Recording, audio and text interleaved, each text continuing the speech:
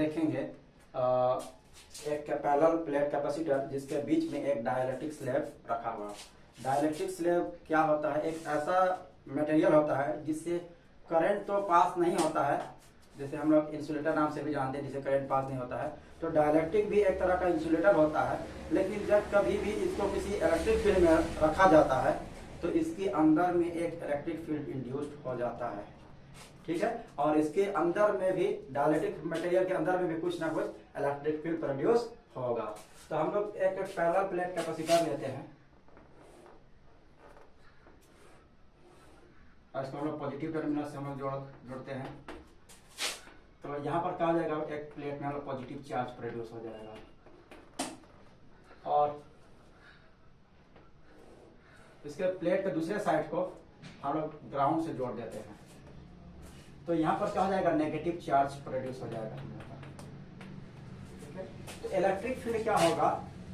Electric field जो produce होगा हम लोग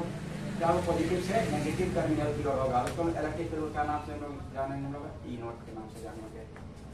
ठीक है। अब यहाँ पर क्या है कि इलेक्ट्रिक फील्ड हम लोग का जा रहा है बाहर, क्या है, पॉजिटिव टर्मिनल से नेगेटिव टर्मिनल की ओर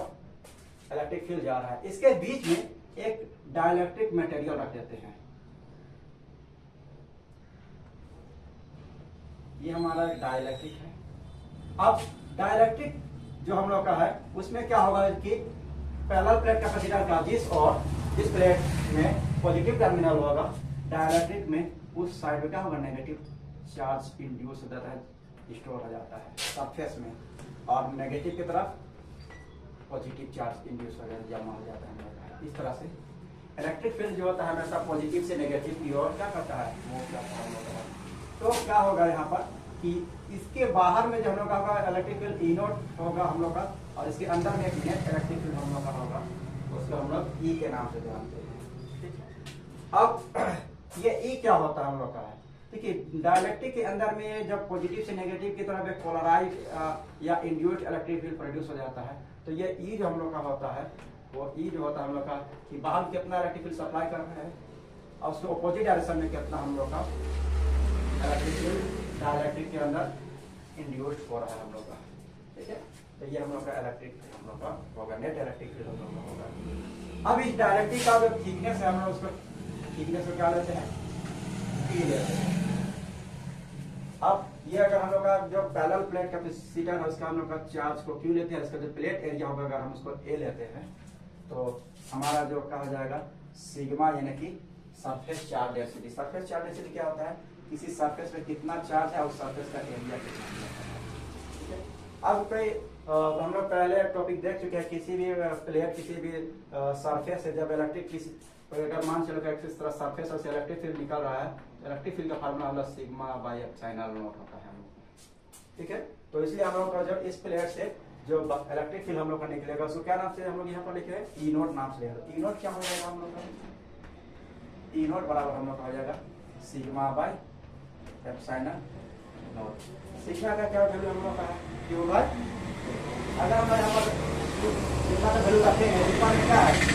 और नीचे में क्या हम लोग रखेंगे, और पहले से हम लोग नीचे में क्या हम लोग का एप्सिलॉन नॉट, ठीक है। तो अगर हम लोग यहाँ सिग्मा का वैल्यू पुट करेंगे क्यू बाई ए तो हमारा क्या आ जाएगा, क्यू बाई ए, और यहाँ पर एप्सिलॉन नॉट हो जाएगा हम लोग, ये हम लोग का इलेक्ट्रिक फील्ड, ठीक है। अब यहाँ से इस प्लेट के बीच में यानी पॉजिटिव प्लेट से नेगेटिव प्लेट के बीच में एक पोटेंशियल यानी कि वोल्टेज डेवलप होगा, इसको हम लोग V के नाम से जानते हैं। ये इलेक्ट्रिक क्या पोटेंशियल जो हम लोग का प्रोड्यूस होगा, इलेक्ट्रिक पोटेंशियल का कॉन्सेप्ट हम लोग का होता है कि V बराबर जितना इलेक्ट्रिक फील्ड हो रहा है और जितना डिस्टेंस हम लोग का हो, ठीक है। कि दो प्लेट्स के बीच में अगर इलेक्ट्रिक फील्ड प्रोड्यूस हो रहा है, ठीक है, और उनके बीच का डिस्टेंस अगर D है तब इलेक्ट्रिक पोटेंशियल क्या हो जाएगा, जितना इलेक्ट्रिक फील्ड प्रोड्यूस हो रहा है और जितना डिस्टेंस है। अब यहाँ पर देखेंगे कि दो तरह का इलेक्ट्रिक फील्ड होगा, एक डाइलेक्ट्रिक के बाहर में और एक होगा हम लोग डाइलेक्ट्रिक के अंदर में। तो हमारा जो होगा डाइलेक्ट्रिक के बाहर जो है इलेक्ट्रिक फील्ड को ई नोट, और डाइलेक्ट्रिक के अंदर में जो इलेक्ट्रिक फील्ड है उसका हम लोग क्या नाम जानते हैं, इसको हम लोग ई के नाम से हम लोग जानते हैं, ठीक है। अब ई नोट जो हम लोग का है, ये ई नोट है हम लोग का कितने स्पेस में हम लोग का होगा, तो पूरा यहाँ से डिस्टेंस d है, उसमें सिर्फ इस डाइलेक्ट्रिक का जो थिकनेस है उसको अगर हम लोग माइनस कर देंगे तो हमारा ये जो हम लोग का होगा इलेक्ट्रिक फील्ड वो होगा डी माइनस टी स्पेस में हम लोग का होगा। ठीक है, तो ये ई नोट हम लोग का होगा कितना रीजन में होगा डी माइनस टी स्पेस में हम लोग का होगा। और ये अंदर में जो इलेक्ट्रिक फील्ड है वो अंदर में इलेक्ट्रिक फील्ड जो होगा हम लोग का कितना होगा जी, जितना इसका डायइलेक्ट्रिक का थिकनेस हम लोग का होगा टी, तो यानी कि यहाँ पर टी से हम लोग मल्टीप्लाई करेंगे हम लोग का, ये पूरा हम लोग का वैल्यू हो गया। अच्छा, एक कॉन्सेप्ट हम लोग का होता है कि डाइलेक्ट्रिक कांस्टेंट भी डाइलेक्ट्रिक मटेरियल का कांस्टेंट है, इसको डाइलेक्ट्रिक कांस्टेंट का नाम है। डाइलेक्ट्रिक कांस्टेंट क्या होता है? डाइलेक्ट्रिक कांस्टेंट हम लोग कहता है कि बाहर में कितना इलेक्ट्रिक फील्ड सप्लाई कर रहे हैं और नेट इलेक्ट्रिक फील्ड डाइलेक्ट्रिक में कितना हमारा था, उसके रेशियो को हम लोग बोल रहे हैं डाइलेक्ट्रिक कांस्टेंट। अगर यहाँ से हम इस ई का वैल्यू को अगर इधर लाएंगे हम लोग लिखेंगे तो क्या हो जाएगा हम लोग का ई नॉट, और के को हम लोग उधर ले जाएंगे तो डिवाइड हो जाएगा। ई के जगह हम लोग क्या लिख सकते हैं, हम लोग ई नॉट बाय के, तो इसलिए हम लोग इलेक्ट्रिक पोटेंशियल वैल्यू क्या हो जाएगा हम लोग का E naught D minus T plus E के जगह हम लोग लिख सकते हैं, क्या लिख सकते हैं हम लोग का है जी ई नॉट बाय टी का, यहाँ पर क्या हम लोग। अब इन दोनों अब क्या करेंगे हम लोग कि यहाँ से कॉमन निकालेंगे, क्या कॉमन हम लोग का निकलेगा ई नॉट, और ई नॉट को अगर हम लोग बाहर निकाल दे तो हमारा जो बचेगा ई नॉट, अंदर में यहाँ पर हम लोग बचेगा डी माइनस टी प्लस यहाँ पर क्या बचेगा हम लोग का टी बाय। अब ई नॉट का क्या वैल्यू हम लोग का है, ई नॉट का वैल्यू हम लोग निकाले थे ऊपर में, जो ई नॉट का वैल्यू हम लोग का है क्या है हम लोग का Q by epsilon not a, तो हम लोग यहाँ पर ई नॉट का जो वैल्यू रखेंगे हम लोग का Q by epsilon not a, और ऊपर में क्या हम लोग का साथ में ऊपर में हम लोग का D minus T plus T bye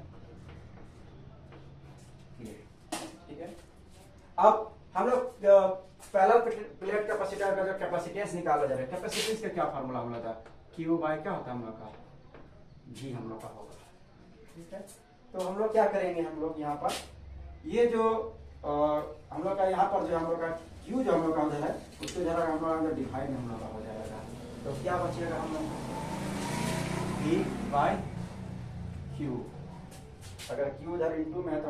अगर बराबर के इस साइड लेफ्ट साइड में हम लाएंगे तो क्या होगा डिवाइड हो जाएगा V बाय क्यू। ऊपर में क्या बचेगा हम लोग, ऊपर में से ये ब्रैकेट बच जाएगा हम लोग का, ब्रैकेट में क्या हम लोग का है T minus T plus T bye